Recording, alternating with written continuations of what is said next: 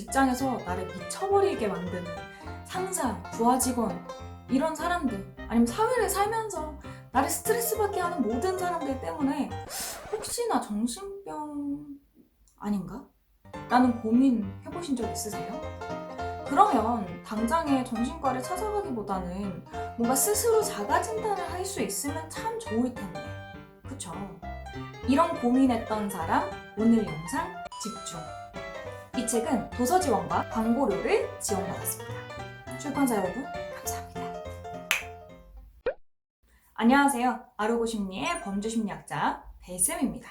오늘은 사례로 풀어본 한국인의 정신건강이라는 책을 소개해 드리려고 합니다. 한번 보면 이렇게 생겼어요. 이 책은 심리학을 공부하지 않은 일반인이 증상이나 어떤 문제를 겪고 있을 때 그때마다 딱 찾아봐가지고 나의 상황을 좀 진단을 하고 솔루션들을 얻을 수 있는 책이에요. 이 책을 보면 되게 두껍고 양장으로 되어 있고 그리고 뭔가 좀 그렇게 편할 것 같지 않게 생겼잖아요. 그런데 막상 내용을 보면 안 어려워. 이게 이 심리학을 공부하면서 특히 임상이나 상담을 하면 느끼는 건데요. 되게 어려워요. 그래서 책이 있더라도 일반인이 5페이지 넘기기가 쉽지가 않아요. 그런데 이거는 되게 쉬워. 사례랑 그리고 전문적이고 어려운 용어를 쓰지 않고 굉장히 친절하게 설명이 되어 있어요. 모든 사람들은 심리학이 필요하잖아요. 그럴 때 뭐랄까 집에 있는 주치의나 백과사전처럼 딱 하나 넣어놓으면 좋은 책입니다. 이 차의 목차를 보면 내가 왜 이런 얘기를 하는지 다 이해를 하실 거예요. 제가 몇 가지 읽어드리면 오피스 부부, 직장 내 괴롭힘, 거짓말쟁이 팀원, 일과 가정의 균형, 너무 어렵지. 그리고 기부 갈등, 관심병사, 마마보이 남자친구, 가족의 감정 협박, 이런 경우도 되게 많죠, 주변에. 그리고 시어머니의 화병, 아픈 딸이나 남편, 부모님을 뒀을 때 느끼는 여러 가지 감정, 그리고 그 감정을 어떻게 해소할 수 있는지, 그거 외에도 뭐 슬럼프, 승진 갈등, 애정결핍 외에도 이런 내용들로 구성이 되어 있어요. 그래서 각각의 주제들이 굉장히 공감이 많이 되는 내용들입니다. 우리가 살다 보면 적어도 한두 번쯤은 경험해 볼 만한 일들이 많이 소개가 되어 있어요. 근데 이런 일이 있을 때마다 우리 정신과 찾아갈 수는 없잖아. 그래서 제가 이 책을 읽으면서 무슨 생각을 했냐면 굳이 내가 해당되지 않는 부분까지 다른 책 읽듯이 쫙 읽을 필요는 없겠다. 그거보다는 내가 지금 당장 경험하고 있는 일을 목차에서 찾아서 그 부분만 딱딱 읽어 나가면 되겠다라고 생각을 했습니다. 우리가 병원에 가더라도 모든 질병에 대한 설명을 듣진 않잖아요. 내가 지금 처한 상황과 그 상황에 맞는 솔루션을 제공받기를 원하죠. 그거를 5분이면 할 수 있는 거야. 게이드. 자, 그래서 오늘은 제가 어떤 주제로 이야기를 하는 게 좋을까 고민을 하다가 직장을 주제로 리뷰를 해보려고 합니다. 이 이유가 있는데 최근에 제가 라이브를 하다가 구독자분 중에서 직장에 자기 소시오패스가 있어서 일하는 게 너무 힘들다. 휴직을 했다. 근데 다시 돌아와야 되는데 엄두가 안 난다. 이런 얘기를 해주셨어요. 솔직히 직장 다니는 것만으로도 힘들잖아요. 아침에 일어나서 가서 까이고 너무 힘든데 먹고 살려면 돈이 필요하니까 일은 해야 돼. 이런 상황에서 같이 일하는 사람이 나를 너무 힘들게 한다. 진짜 힘들지. 진짜 멘탈 붙잡고 있기 힘들죠. 그런데 더 문제는 뭐냐면 이 사람과 계속 같이 일을 해야 된다는 거예요. 내가 원한다고 해서 다른 부서로 바로바로 옮겨주는 거 아니잖아요. 그래서 오늘은 직장 내에서 날 미치게 만드는 빌런들에 대해서 이야기를 해보려고 합니다. 구독, 좋아요, 알림 설정, 환호! 감사합니다. 자, 첫 번째 빌런.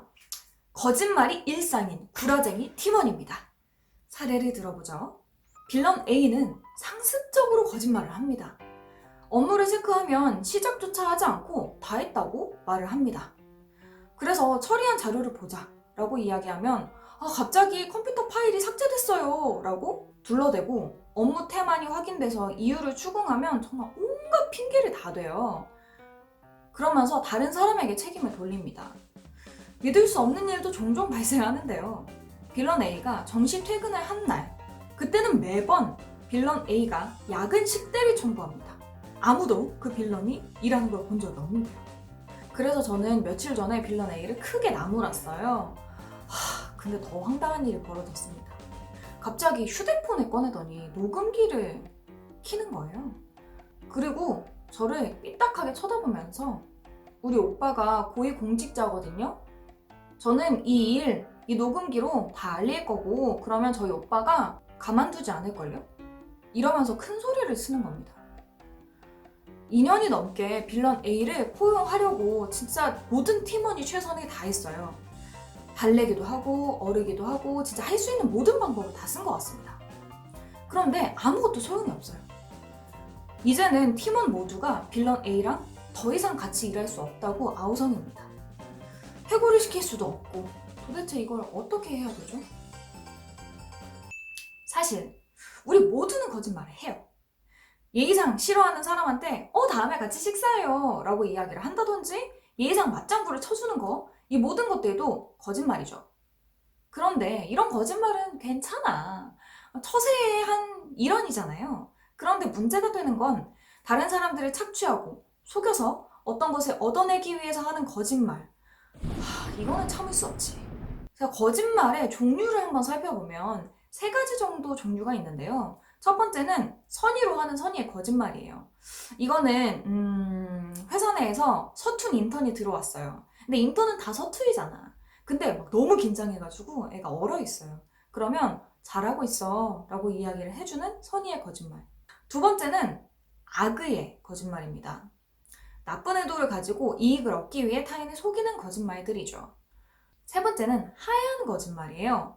주로 상대를 즐겁게 하고 이걸로 인해서 반사 이익을 얻기 위한 수단으로 주로 부장님 오늘 스타일 짱짱 이런 것들, 이게 바로 하얀 거짓말이죠. 자, 그렇다면 이 사연의 빌런 A는 어떤 거짓말을 하고 있는 걸까요? 이 책에서는 이런 상황에서 3가지 솔루션을 제시합니다. 첫 번째, 일단 거짓말을 파악하는 게 중요해요. 오케이, 일단 빌런 A가 정말 끊임없이 거짓말을 한다는 건 알겠어. 근데 이제 이 거짓말이 악의적인 것인지 병적인 것인지 습관성인지 알 필요가 있습니다. 우리가 어떤 행동을 교정할 때 그 원인을 먼저 파악하는 게 중요하잖아요. 그래야지 제대로 치료가 먹혀 들어간단 말이에요. 만약에 이게 악의적인 거라면 진짜 조심해야 돼요. 회사와 팀원에게 피해가 갈 가능성이 높기 때문에 회사 차원에서 대응을 하셔야 됩니다. 근데 만약에 병적으로 거짓말을 해요. 그러면 이 사람은 충동 조절에 문제가 있는 사람일 수 있습니다. 그래서 이런 경우는 치료가 필요하죠. 그러면서 빌런 A에게 네가 이렇게 거짓말을 하는 건 팀원 그리고 회사에게 굉장히 부정적인 영향을 미치고 있다라는 것을 이야기할 필요가 있어요. 이런 사람들은 주로 뇌의 이상으로 절제하지 못하고 충동적으로 거짓말을 하는 경우가 많거든요. 마지막, 습관적으로 거짓말하는 사람들. 이런 경우는 솔직히 성격이에요. 자신이 거짓말하고 있다는 것 자체를 모를 수 있습니다. 이럴 경우에는 반박할 수 있는 증거를 모아서 제시하면서 이야기할 필요가 있어요. 두 번째 솔루션, 정서를 이해하기입니다. 보통 거짓말은 처벌에 대한 두려움, 열등감, 낮은 자존감에서 유래됩니다. 그래서 거짓말을 감추기 위해서 더 큰 거짓말을 하죠, 보통. 그래서 빌런 A를 나쁜 사람이야, 넌 지금 진짜 잘못된 행동을 하고 있어 라고 나무라면 또 다른 거짓말로 방어를 하겠죠. 그래서 거짓말을 털어놓을 수 있는 환경을 만들어줘서 스스로 거짓말을 하고 있다는 사실을 인지하고 인정하도록 할 필요가 있습니다. 이게 거짓말이라는 것을 인정을 해야지 그 행동을 바꿀 수 있거든요. 근데 인정 자체를 안 해버리면 개선의 여지가 전혀 없는 거죠. 세 번째는 결과에 주목하는 겁니다. 일단 이게 막 친구나 연인이나 이런 개인적인 관계가 아니잖아요. 그러니까 빌런 A의 태도나 말에 감정적으로 접근하기보다는 다른 팀원들을 평가하는 거랑 마찬가지로 그 성과를 평가하는 거예요. 근데 만약에 개인적인 실적이나 성과에 문제가 없다면 뭐라고 하긴 좀 어렵죠. 그리고 빌런 A가 근무에서 거짓말을 해서 문제되는 것들에 대해서는 문서로 기록해서 남길 필요가 있습니다. 그리고 어떤 상황이 오게 되면 이 기록이 빛을 발할 거예요. 거짓말을 하는 사람과 계속 얼굴을 맞대고 일을 하는 건 진짜 힘든 일이에요. 게다가 근무 태만 때문에 같이 일하는 모든 사람이 피해를 보고 있다면 관리자로서 스트레스가 이만저만이 아니죠. 그러니까 혼자 감정적으로 처리하기보다는 좀 더 공식적이고 회사 차원에서 대응을 하는 것이 필요합니다. 그렇게 되면 좀 정리가 될 수도 있어요. 자, 두 번째 빌런으로 넘어가 보죠. 이 두 번째 빌런은 모욕감을 주는 상사예요. 사례를 들어볼게요. 저는 요즘 상사 때문에 너무 괴롭습니다. 30년간 직장 생활하면서 별별 상사들 다 겪어봤어요. 근데 저는 주위로부터 성격이 좋다고 인정받는 터라서 이런 문제로 솔직히 고민하게 될 줄 몰랐거든요. 저의 상사의 스펙은 엄청납니다. 검사 경력에 변호사이자 변리사예요. 머리 좋은 걸로 치면 거의 상위 0.01%? 그런데 성격은 하위 0.01%입니다. 하루아침에 자기 기분에 따라서 결정이 수십 번 바뀌어요. 일이 마음에 안 들면 팩트체크가 안 됐다. 보고서가 왜 이따위냐 라고 말하면서 수시로 불만을 제기합니다. 이게 일반적으로 그럼 괜찮아요. 그런데 그 전날에는 잘 썼다고 하다가 그 다음날이 되면 생트집을 잡으면서 난리를 치니까 아주 미쳐버리겠는 겁니다. 하루는 제가 집안일 때문에 휴가를 냈는데 제가 없는 자리에서 모든 팀원을 불러다가 중요한 행사 전에 휴가를 냈다면서 개념이 없다라고 말하면서 서류를 던졌다고 해요. 이것뿐이 아닙니다. 상사는 수시로 사람들이 모두 있는 자리에서 야, 너 일을 이따위로 처리하면 어떡해?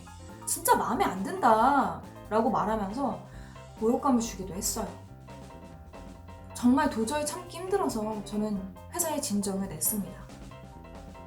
그런데 상사는요, 너는 잘못한 게 없다. 나 때는 더한 일도 더 많았어. 난 괴롭힌 게 아니라 네가 일을 잘하게 하려고 한 거야 라고 말을 하더라고요. 막말에 서류 던지기 정말 견디기 힘듭니다. 직장 생활에서 가장 힘든 건 인간관계죠. 우리는 집보다 회사에서 지내는 시간이 더 많아요.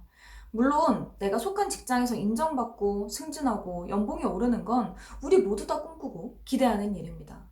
좋은 상사 만나서 존경하고 많은 거 배우고 그러면 너무 좋죠. 근데 현실은 그렇지 않다는 거. 현실에서 성공하는 사람은 나쁜 상사예요. 부하 들볶고 폭군처럼 군림하고 자기중심적이고 책임지지 않고 부하가 노력해서 만든 성과 훔쳐가고 착취하는 사람. 그리고 자신의 윗사람한테는 샤바샤바 아첨하고 순종적인 척하는 사람. 이런 사람들이 승승장구합니다. 이런 상황 오면 진짜 현타 오죠. 리서치에 따르면 직장인 중에 70%가 직장 내 괴롭힘을 경험한 적이 있었습니다. 직장 내 괴롭힘은 상사가 폭언이나 욕설을 하는 거, 회식을 강요하는 거, 따돌리는 거, 이 모든 것들이 포함됩니다. 물론 직장 내 괴롭힘 금지법이라는 것도 제정이 됐어요. 법이 시행된 이후에도 직장인들에게 물었습니다. 근무 환경이 좀 나아졌냐? 그랬더니 70%의 직장인은 달라진 거 없는데? 라고 응답을 했습니다. 눈에 띄는 괴롭힘은 줄었다고 해요. 그런데 그 방식이 되게 교묘하게 바뀐 거예요. 그 법망을 피해갈 수 있게. 사례를 보면 애매하지만 피해자는 충분히 모욕감을 느낄 법한 피해자를 전혀 배려하지 않는 방식의 소통으로 고통을 받고 있습니다. 이런 경우는 어떻게 해야 될까요?